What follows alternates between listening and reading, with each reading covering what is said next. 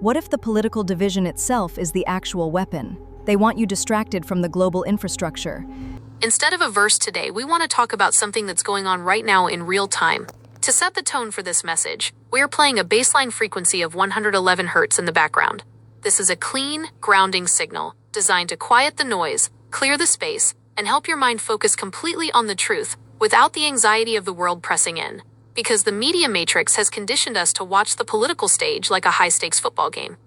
Red versus blue, right versus left. Every single day, we are fed a new script that gives us an enemy to fight and a side to choose. But what if the division itself is the actual weapon? When you step back and look at the underlying data, a different picture emerges. If you want to manage a massive population, you don't just control one faction, you manage both sides of the board.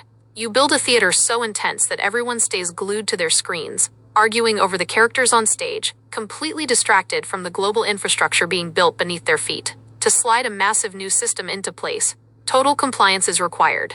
For one side of the aisle, that compliance is driven by a mainstream media machine that dictates exactly what to think, fear, and follow on any given Tuesday. But what about the other side?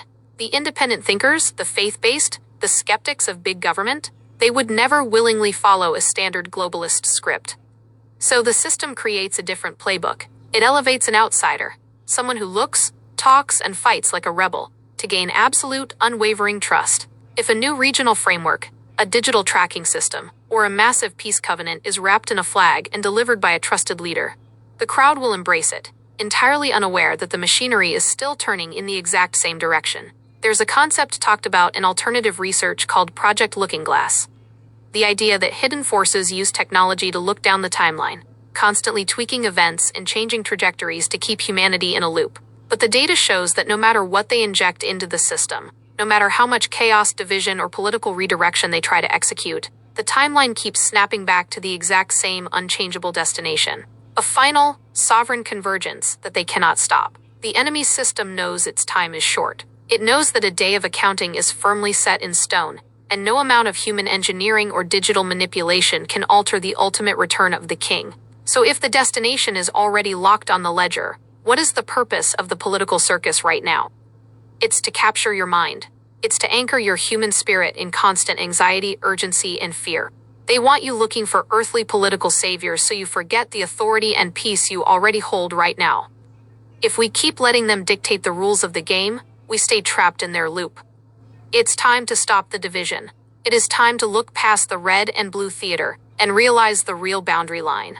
It's not left versus right. It is a managed system trying to fraction the human soul. We need to wake up, turn off the script, and secure our own space. Because the movement isn't coming from the ballot box. It's already happening inside the remnant. Find this and other healing frequencies, plus the hidden text, file a motion in the heavenly courts, and check out the archives at spiritualtribunal.life. Be sure to like, share, and subscribe, and check the comments for free resources.